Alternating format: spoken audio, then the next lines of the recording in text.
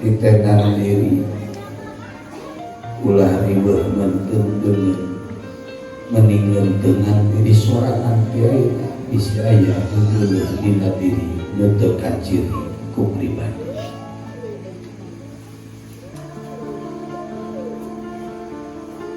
Teu aya hal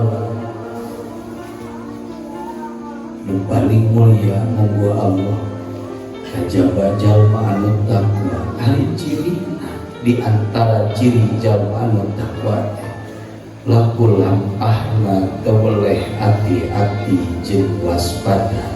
Ciri jalma hati-hati jeung waspada moal waka melongkeun geuleuh batur tapi bakal hati-hati jeung waspada bisi aya geuleuh dina diri nu teu kakumbah nu teu kabersihan ku pribadi.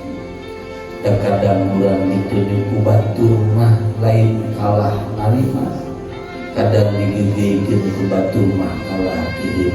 Mending urang menalipak diri sing parat da urang didamel ku Allah, urang nu boga na Allah, urang derek dihukuman ku Allah. Salila ieu bisa sakieu teh ladang di hati di jari.